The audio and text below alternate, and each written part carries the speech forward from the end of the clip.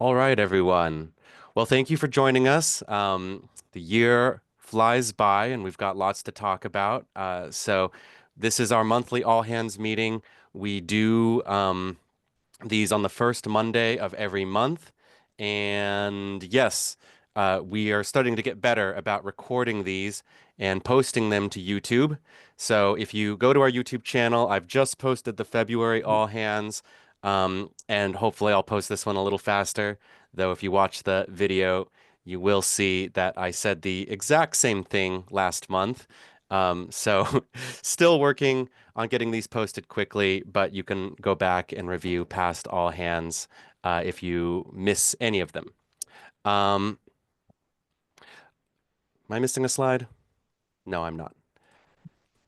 Okay, so in case anyone here is new, still getting acquainted with Whole Washington, we are a 501c4 political nonprofit. We are the authors of a statewide universal healthcare proposal called the Washington Health Trust. Um, it is currently the only universal healthcare bill in the legislature.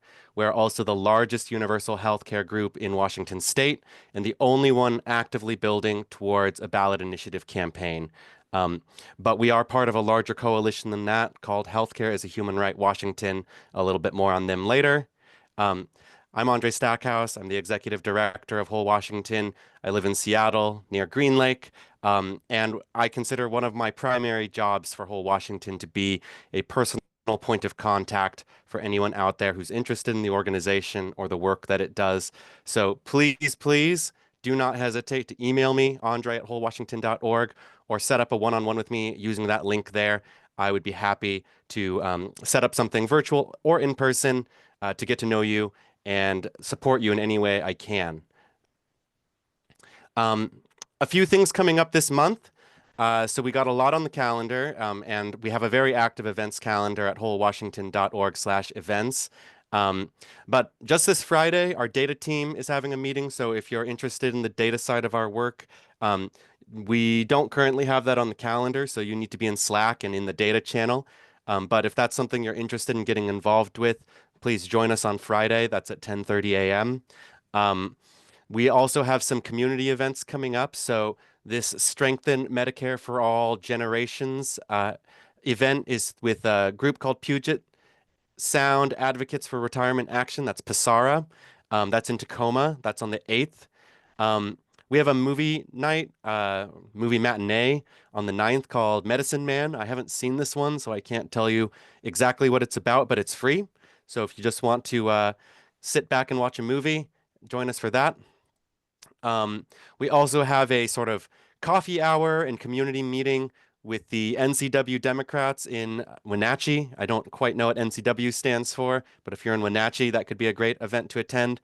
And then a few virtual events coming up later in the month. So we've been doing these town halls. We have another one this month. Um, if you went to the last town hall, it'll be similar content, but a different facilitator. We also are running monthly orientations.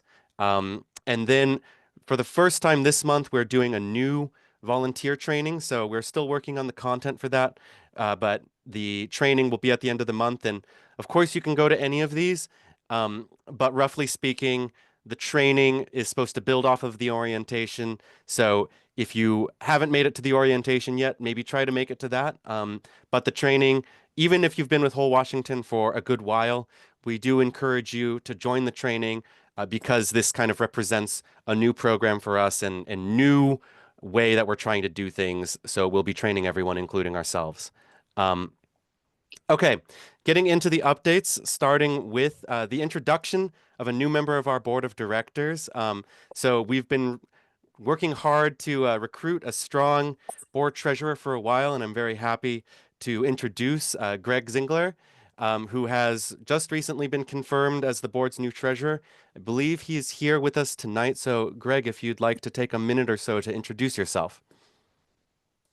Hey, Andre, thanks. Can you hear me?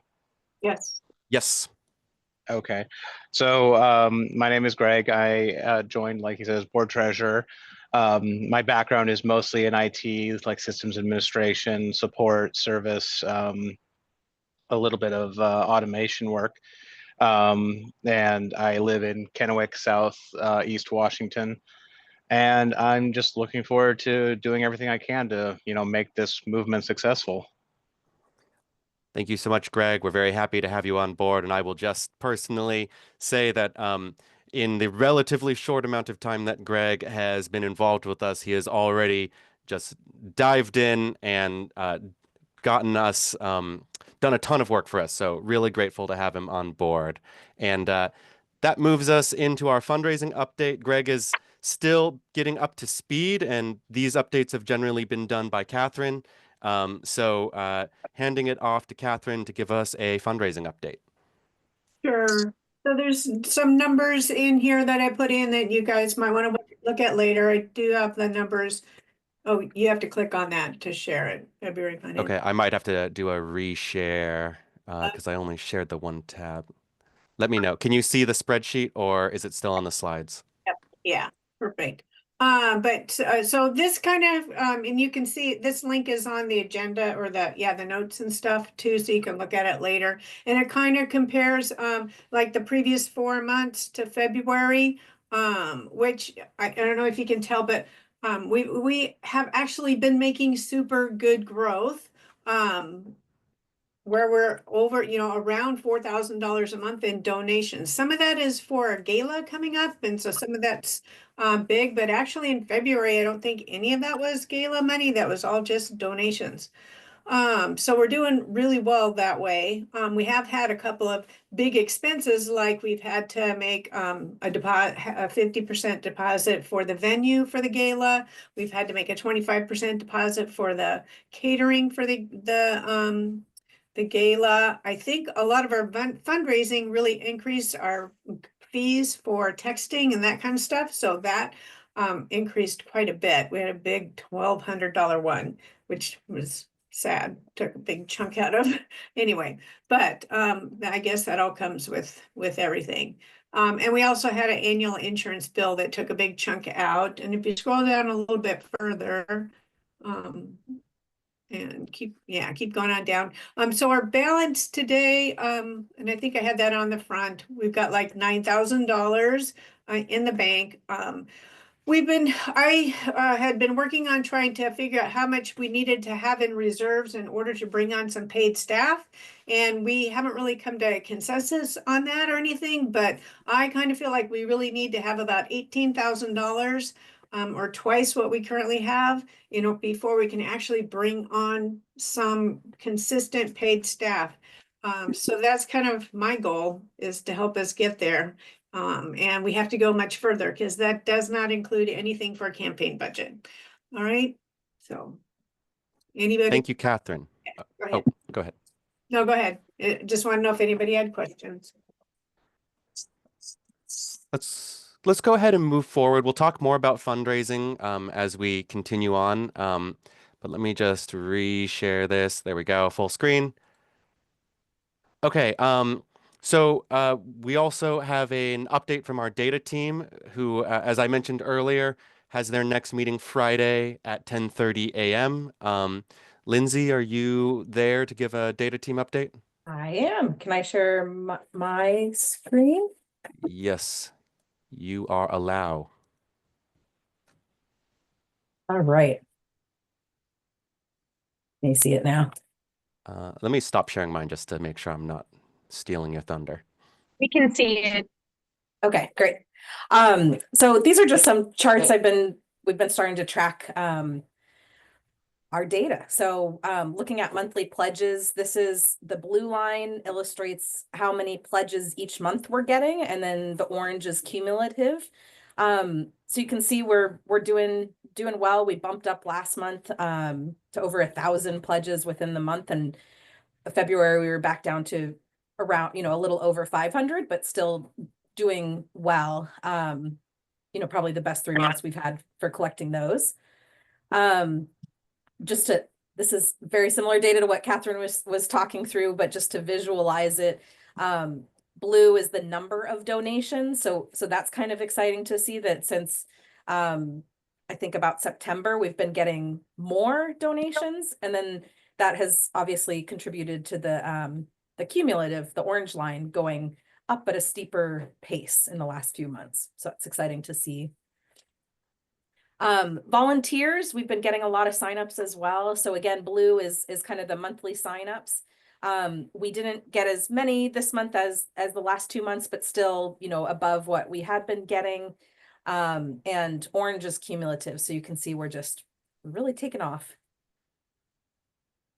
This is email subscribers and mobile subscribers. And it's kind of interesting. I've shared with a couple folks, we've got like 7,000 to 8,000 subscribers. And this is really just showing recent subscribers and not our full database. But the overlap between the two there is not great. Like I would have thought people kind of signed up for everything, but they really don't. So we've got, you know, like 6,000-ish people that are, or I think it's like 8,000 mobile subscribers and like 7,000 email subscribers and only 2,000 overlap, something like that. So while those mobile costs, the texts do cost money to send, we are reaching a lot of people when we get out that way that don't always get our emails. And just nice to see those numbers going up as well again. And then these are our socials. I don't have a plot for it yet because I just kind of started collecting this data. But generally our followers are going up. So we'll just keep tracking this and hopefully make a nice plot for you next month once we have 3 data points to go from. So yeah, that's pretty much it. We're meeting on Friday. Folks have been working on some things, so we'll be checking in on projects, and that's all I got. Thank you so much, Lindsay. Sure. Our data team is an asset. So if you have interesting data projects or things that you would be able to do with a bit of our volunteer data, go ahead and run it past the data team, and we will be happy to support. Okay, so getting into kind of updates without a specific team. Want to go through endorsements. We haven't actually looked at these in a good while, and we had some exciting ones come in. So these are 3 organizations that have endorsed us. NAYA is a group that represents Indigenous youth. People's Cause, a national organization, a very coalition-driven organization with some presence in Washington. So we're hoping that they may help us be able to build some ground game. And then Seattle Green Wave, which, if I recall correctly, focuses on reproductive health. So 3 great endorsements there. A couple of elected politicians. So Kim Harless there on the left, city council member for Vancouver. And then Susan Soto Palmer is at the county level, Yakima County. So great to see people who are actually doing this work in government who can support us. They may be able to help us build some of that support from inside the system that we may need. And then people know that this is a state that is governed by a Democratic trifecta. That's been for a long time. And so we've had many, many resolutions passed at the legislative district level over the years. And we were going district by district. But major accomplishment last month was we got the endorsement of the entire state party. This was at a state committee meeting in Tacoma. And a few of our members were very, very instrumental in pushing for this. And the vote was an overwhelming majority, not quite unanimous. But with this endorsement, we are able to apply a lot more pressure to the elected Democrats who ought to be accountable to their party. And so this endorsement really gives us even greater credibility than we've had before. But I think the most important endorsement is this one. This is from the Society of Professional Engineering Employees and Aerospace, more concisely known as SPEA. So this is a major labor union, an old labor union founded back in '46. They're part of an international, an affiliate of an international, and they represent employees at Boeing and workers across multiple states. So this is not just our first labor endorsement. It is actually a major labor endorsement. And, it really, as far as I know, began with a conversation, just a one-on-one conversation, a very motivated member who wanted to take this resolution to the membership, had to do a lot of work to get it through. To quote him, for better or worse, they are a very process-driven union.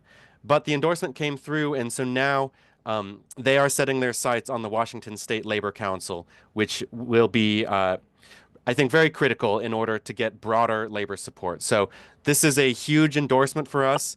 We've said for a long time that this can only happen with the support of labor, and it's really starting to pay off and come in. And we expect that we'll be able to share more in the coming months. But this is just something that I think we all should take a moment to celebrate because we are doing this for the workers and the businesses of Washington. And we see this as something that's very empowering to all of us, something that's based in the solidarity of the labor movement. And so we really see this as just the beginning, and there will be a lot more to come if we can continue to build on this.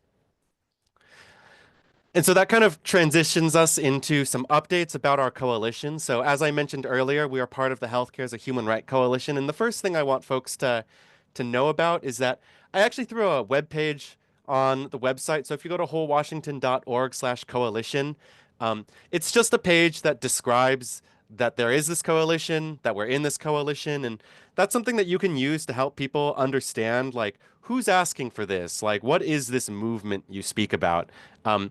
It is not just Whole Washington. This is a large coalition, 44 dues-paying member organizations, including us, including labor unions, including health boards, including community clinics. So this is a very broad coalition that can represent a lot of Washington's activist movement. And if you happen to be a part of an organization, you may encourage them to join this coalition. If they are able to pay an annual due, which is really not that much, they can join as a dues-paying member and vote on the steering committee. If they're not willing to do that, if they're unable to do that, they can join as an allied organization, which costs no money. But we've only been in this coalition for a short while, and we've already been able to get them to adopt the Washington Health Trust, as well as our other bill, Senate Joint Memorial 8004, onto their 2025 policy agenda. And I can just say that many of the legislative accomplishments that we were celebrating in the last all hands meeting, the things that we've never been able to do before, I think our presence in healthcare as a human right and the backing of healthcare and a human right has played a significant role in that. And coalition building is a lot of work, and it can be slow, but it is more powerful, and we are continuing to build this relationship with the coalition and the member organizations in it, in part by co-organizing an action in Olympia this month. I hope we'll have more updates on that soon. I don't know if we quite have a date locked in, but this will be an opportunity where we'll really drive turnout in Olympia, and we'll be as visible as we can be. And we are going to have some demands that we're trying to get action on. And so this should be a very, very exciting day and a very inclusive day, and we hope to see you there. But this kind of gets into our legislative agenda. So a lot of our legislative strategy is now being coordinated alongside healthcare as a human right, which is great because they have a lot of experience in this space. And frankly, you know, this is a lot of work. And so that support is just really helpful. It allows us to focus on whole Washington stuff. But basically, we have two major bills that we're talking about this year, or I guess three. So the Washington Health Trust, of course, is our signature single-payer bill. There's a bill in the House and a bill in the Senate. And then there's our Joint Memorial 8004, and that's a resolution. And so we kind of are at both ends of this spectrum, where the Health Trust is the bill of our dreams. It's everything that we want.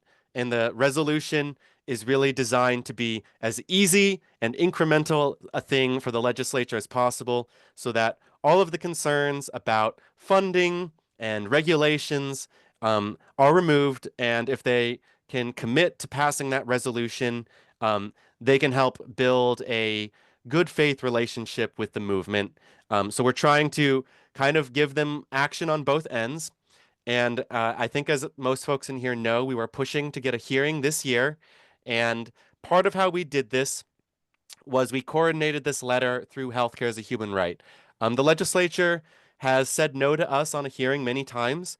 And so as a means of escalating, we decided this letter should not come from Whole Washington. It should come from the coalition.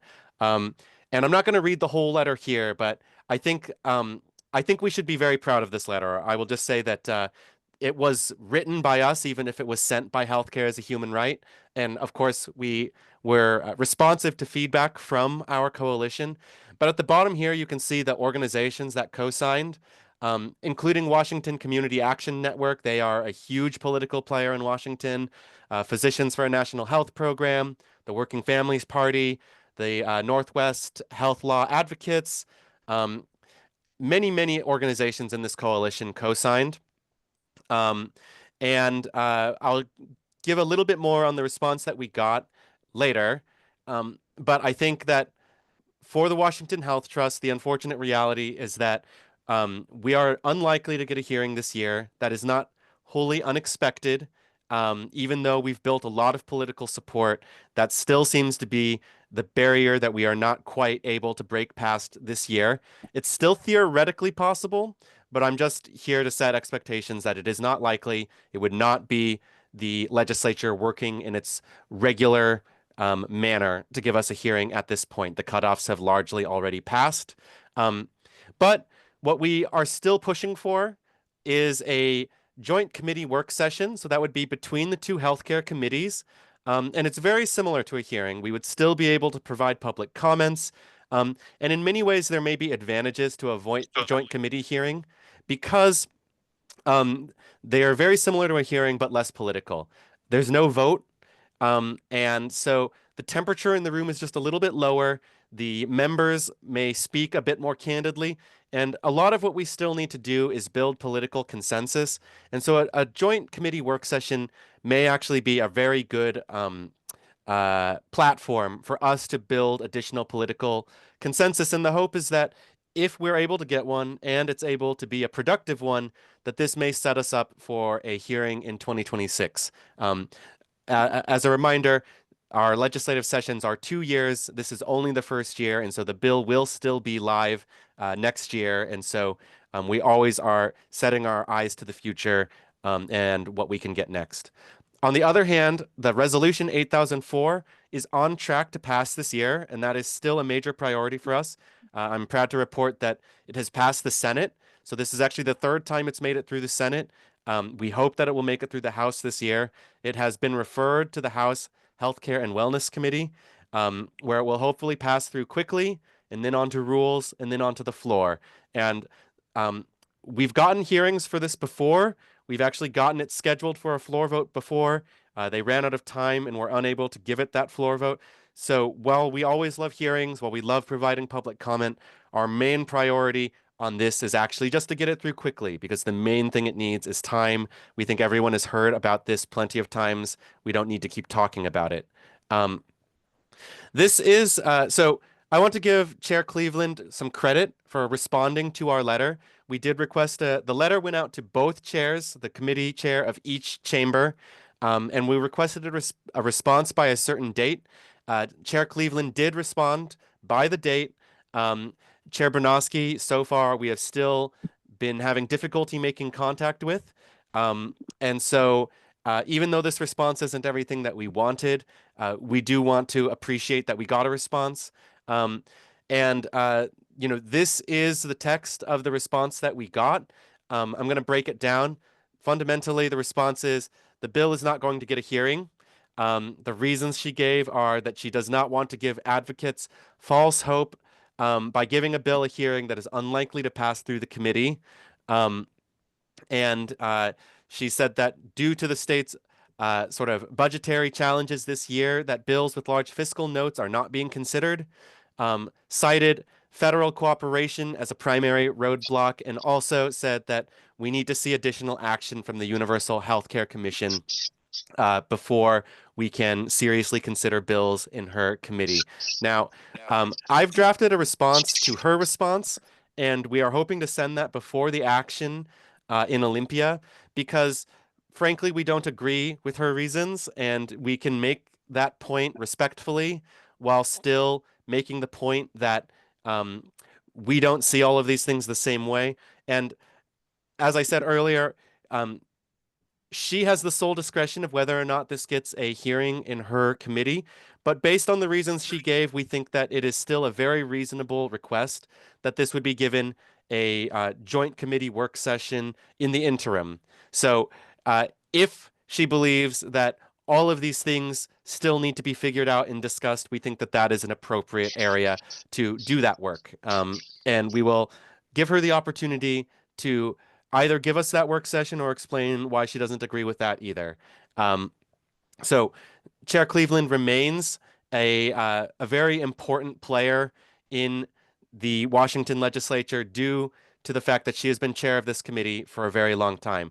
And I just want to remind folks that this is really whose support we need. So while it's always great to reach out to your representative and to check in with them and see where they are, fundamentally, in order to advance either of our bills farther, it comes down to the committee chairs. And so in order to get hearings for the Washington Health Trust, we need Cleveland and Bernofsky to grant a hearing. And in order to get our resolution to the floor, it's now in Bernofsky's hands. We need to hear from him that he intends to get it through his committee. And then it's going to go to Laurie Jenkins, who not only is Speaker of the House, she actually also chairs the House Rules Committee.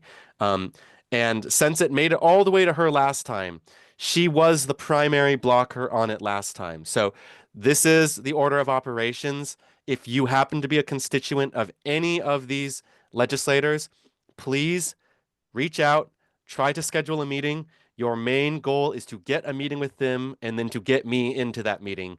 And I will be happy to discuss with them all of the intricacies of getting things through the legislature. And that brings us to the Universal Healthcare Commission, because this has been one of the primary things that Chair Cleveland has cited in terms of advancing the bill further, is that it needs to be vetted by the Universal Healthcare Commission. And I'm happy that we're joined by Rally today because he has been our primary liaison to the Universal Healthcare Commission. And before I hand it to him, I will just say that I have been corresponding with Chair Cleveland, and she has directed this commission to update and complete their analysis on the latest version of the Washington Health Trust by the end of the year. And so the hope is, if they make good on that and they do give us that report by the end of the year, that will set us up very well for 2026 in order to not be held back by the commission, but instead to say, we have answers from the commission, and now we need to take that back to the legislature and put the ball back in their court rather than having them deflect to the commission. Raleigh, would you like to give any updates on the Universal Healthcare Commission? Hey, Andre, thanks. And sorry, I'm in my car. I'm parked, but it's kind of dark here. But I've been listening to just the great momentum that you've described on this call so far. Yeah, Peter Marcus and I from Whole Washington are the two main people that are tracking kind of formally the Universal Healthcare Commission. But what's great is so many other volunteers join the monthly meetings. Every other month, the Universal Healthcare Commission, and then the intervening months, its committee called the FTAC, or the Finance Technical Advisory Committee meeting. The meetings are a couple of hours. The agenda is always posted on the Healthcare Authority site, usually in the week before or 4 or 5 days in advance.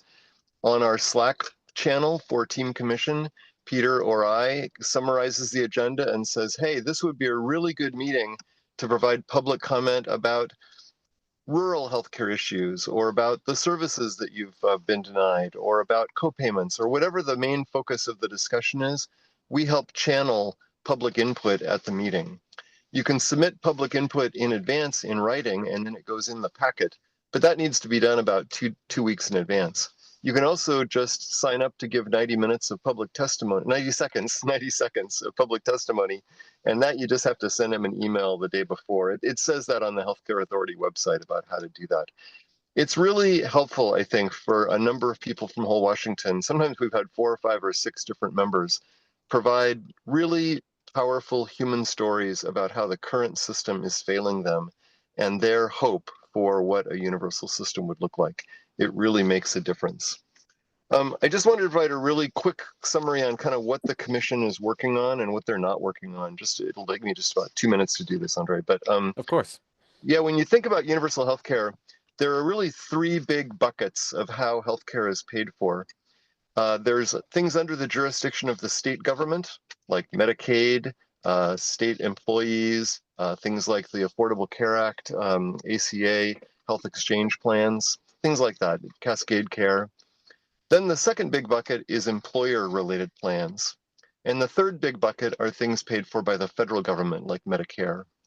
So ideally, we want universal health care to cover all those things, but the commission is taking off one bite at a time, and they're looking at things the state has control over. And they're making a little bit of progress in their kind of belabored way of how could we bring together things like Medicaid, state employee benefits. A lot of county and city employees are covered through the state, and also the exchange plans to have a common set of benefits, a common set of forms that medical providers use, common set of standards, common pricing, things like that. So that's kind of cool. I think that's a very important but not gigantic first step, but that's what they've been working on, is things the state has control over. I next just wanted to say what I think are a couple of opportunities right now and also some challenges. I think the biggest challenge is just this commission has such a slow pace, and many people see it as kind of a delay tactic for really getting work done. And that's why we as activists are continuing to push that they move ahead, that they have deliverables on their work plan, and we track their work plan for them at their meetings and complain about what they're not making progress on. So pushing forward is one of the challenges. Another big challenge is they've never endorsed a commitment to single payer healthcare. And by not endorsing that, the default is they're sort of tacitly supporting a universal approach that would still be provided through private insurance plans. And I think they have on their work plan that they'll talk about that at some point, but for many of us, that should really be the first thing that they talk about. And they've been kind of avoiding that, and also avoiding issues about how the system will be governed. So those are some of the challenges that we're pushing on. But some opportunities, first opportunity is they are making some progress, like I said, and they have the attention of legislators like Senator Cleveland, as Andre said. I think the next opportunity we need to keep in mind is with the gigantic state budget crisis and also everything and its brother being cut by the federal government, it's a time to save money. And we all know that universal healthcare can save the state money. So there's an opportunity there to really make this the time, this budget crisis, an opportunity for universal healthcare.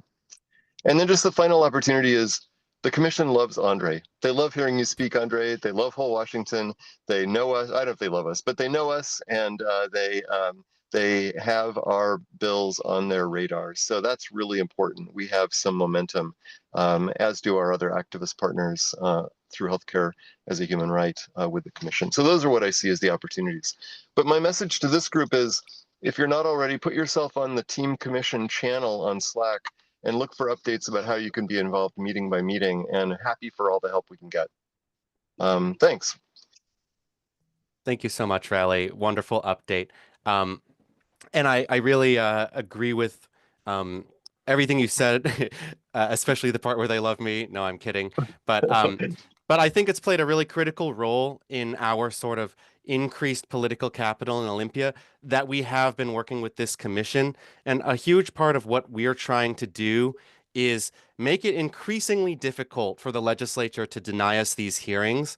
And so I think one move that we're going to try to pull off, and it's only possible because we've spent this work building this relationship with the commission, is to ask the commission very nicely if they would ask Senator Cleveland and Chair Brunowski, sorry, they're both chairs, where are my manners, but to ask both chairs if they would give the bill a hearing. And I think that because they have put so much emphasis on the commission, it would be difficult to deny a request directly from the commission to give a hearing.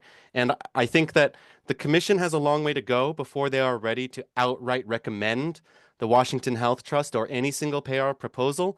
But I think the way that we're going to try to frame this is it doesn't need to be a recommendation, but if they simply request this of the chairs and say, we are still doing our work, we are still trying to figure out how we're going to achieve universal health care in Washington, but we know these bills, we think that these bills have some merit to them, and a public hearing would give us the opportunity to hear from the community, to discuss the opportunities and the challenges, and it would be helpful to our work if the bills got a hearing.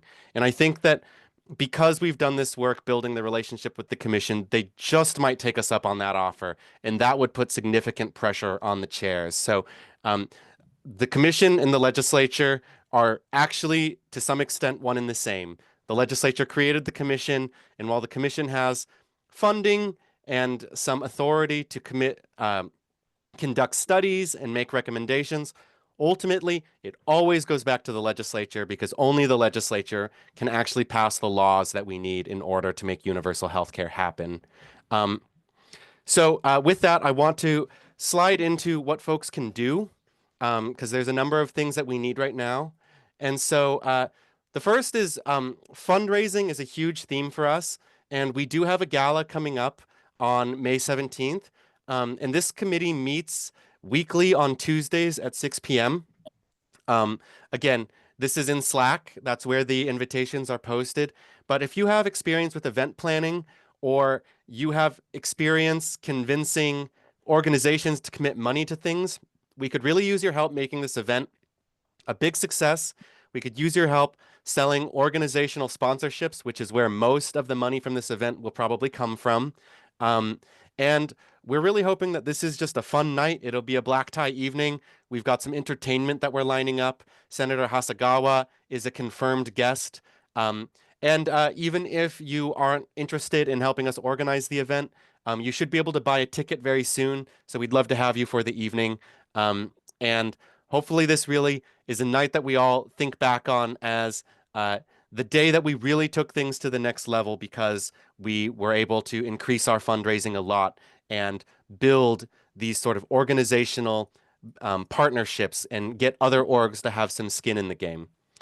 The next is to apply for a position. So if you're not familiar, you can go to wholewashington.org/jobs, and that's where we post positions that are a little bit more involved than just, your average volunteer. And right now, we are only recruiting for volunteer positions, but there's a number that would be very high impact if that's what you're looking to have. So a volunteer coordinator, a comms person, a fundraising coordinator. You would be able to make a huge difference if you are willing to take on these sort of meatier leadership roles. We have a lot of people who would be really excited to support you, but just having somebody to lead the effort, to make that their primary focus, makes a huge difference. And by the way, if you don't see a position that quite matches what you're into, we also encourage you to create your own. And you can do that just right there on the application in your cover letter. Give it a title, say what it is that you want to do. But titles and positions, they help us all get along. They help us not step on each other's toes. They help us build structure, so we're not in an everybody's doing everything sort of way that we do things. And so anything that you see as, I want to take on this, we want to enable you to do that so that we can all support each other, and we can spread out and organize ourselves. Also, our board continues to be building capacity. As you know, we just recruited our board treasurer. We are looking to recruit a new board secretary. And so, again, very high impact. If you have experience on a board, or if you don't have experience on a board, but you're willing to take on a role with significant impact, we could really use a board secretary. Again, not all of it would fall on you at once. You would be able to work with our current secretary and the rest of the board. We would transition you over a period of time. We would make sure that you have all the support that you need. But the board secretary is somebody who helps us maintain our compliance, do a lot of our administrative work, and it's a very important role. Also, we're recruiting for at-large board positions, and a huge priority is to not just grow the board to be larger than it is, but to expand it to be more diverse, and we mean that in every way. Geographically diverse, diverse in terms of its skills. And so if you're looking at our board of directors and you're like, these are a bunch of great people, but I don't see this kind of person on the board, I think that I have something to bring to this board that nobody else is bringing. Maybe you have connections because you're involved in other organizations. a board of directors is also an opportunity for us to bring in strategic partnerships by having people who are connected to other organizations. And I didn't put it on this slide, but actually, we are also looking to bring on advisory board positions. So if you can't quite commit to a full voting board seat, we can talk about having you on an advisory position, which may still give you most of the same opportunities, and you wouldn't have to vote on the board business, which to some people may be an advantage. The other thing is we are looking to establish a 501c3 to complement our 501c4, and this has a lot to do with fundraising because C3s they can basically collect tax-deductible donations, and they are eligible for way, way, way more grants from foundations. And so in order to really bring in bigger money to this movement, a C3 could be a game changer. And we might do that through a fiscal sponsorship, in which case we wouldn't need a board, but we also might just form our own independent C3, in which case it would need to have its own board of directors. And there can be overlap between the C4 and the C3, but the board needs to be bigger before we can do that because basically the current board can't take on an entire other organization right now. And so if you're interested in joining the board, it's the same application that's on wholewashington.org/jobs. And if you're interested in the C3 side, please apply to an at-large board position, and we can start that conversation with you. And that's something that we hope that we can move forward this year. Other major priority is regional leads. So we've been working off of this regional map, and it doesn't have to be strictly adhered to. We're always welcome to draw outside of the lines. I'm thinking about carving out a chunk for the Tri-Cities. But roughly, this is the regional map that we're working off of. And we have a few people who are in regional coordinator positions. But we're hoping that we can get 6 to 8 people as regional coordinators. And we're still defining exactly what it is that those coordinators do. And we're still working on onboarding them and training them. But I think that as we develop our volunteer onboarding system, a large part of what we conceive of these regional coordinators as doing is actually being the people who, when somebody signs up on our volunteer form, they get a call from their regional coordinator. So as a regional coordinator, you'd receive an email for every volunteer sign up. You would check to see if they're in your region, and then you would call them back as soon as possible to make sure that they know that their application has been received and to direct them towards our orientations and the next steps for them. And so you can kind of be that personal regional point of contact. And the other thing is we're recruiting county coordinators. And so as the regional coordinator, you would know which counties are in your region, and you'd be trying to find people to be the county coordinators and to provide them support. They provide you support. It goes both ways. But if you're interested in being a regional lead, we have a channel in Slack called County Coordination. But you can also get in touch with me because we really need to know who the regional leads are. We might have a few people who already think of themselves as a regional lead that just we didn't do our diligence and write it down. So if you already feel that you're a regional lead, just let me know. I'll add you to the directory, and we can kind of start to formalize this role right away. So as I said, we're also doing this on the county level, and we have a lot more work to do here. So there's 39 counties in Washington. But basically what we want county coordinators to do is to be a point of contact for the people in their county, hopefully organize regular local events. Sorry, if you are not muted and making noise in the background, it'd be great if you could mute. Anyway, we are recruiting county coordinators. The idea is that as a county coordinator, you would try to have about one local event every month in your county. Those local events would be 2 parts. The first part would be action, whether it's putting posters up or collecting pledges or hosting a small town hall. And then the second part would be social, so you can actually build those relationships with each other. And so we want people to feel that they can either take action right away or just get to know people by having these events have two parts. And then the other thing is when somebody is a new sign up, we want them to get a one-on-one in person right away. So as a county coordinator, you wouldn't necessarily have to do that one-on-one, but you should be aware of the people in your county so that when that new sign up comes to you, you can say, here's somebody who's close to you. Why don't you two get a coffee or something like that? Because it's really critical that we start to see each other in person and build real relationships in order to get the capacity that we need in order to succeed on the ballot.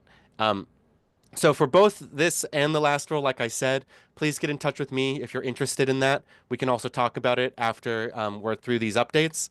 And then we have a bunch of other jobs that I think folks should just be aware of that we need somebody on. This isn't like a job with a title, but it is something that you can do. So we have inboxes like our phone number on Google Voice, which gets calls and texts. We just need somebody to answer those calls, and you don't have to know everything. But if you can answer as much as you can, and then direct to somebody who does know if you don't know the answer. And a very similar thing with our info at email inbox. Just respond as best you can, direct them to the FAQ, or forward their email to me or Carrie or somebody who may have more information. We also need more meeting facilitators. So for this all hands or our orientations and town halls, if we could get other folks to facilitate those, that would be incredibly helpful. We're always happy to provide you content and support. Our Google Drive needs to be organized. Somebody to help with that would be great. We still occasionally have difficulties with Zoom. So if we just had a Zoom person and we could just say, I need a Zoom link on this date, can you set that up? That would be wonderful. Very similar with donors. After somebody donates, they should really receive a call as soon as possible. So if you're the sort of person who'd like to just get in touch with our donors and build that connection with them, that's a relatively simple job. We have a newsletter, and so if you're the sort of person who likes to write, and then we want to have people who basically get up to speed and become ambassadors for Whole Washington, starting with our coalition, Healthcare is a Human Right. So they have a steering committee, a policy committee, an organizing committee, a labor committee, and a Universal Healthcare Commission committee. That's the one that Rally, he attends those meetings, but also we are looking to bring more people in. So if you're interested in attending basically 1 or 2 meetings a month at another organization, please, again, get in touch with me, and I would love to get you set up as an ambassador to the organization. So with that, I'm going to stop the recording, and I know that it's getting late in the hour, but if we have time for questions and discussion, that would be great.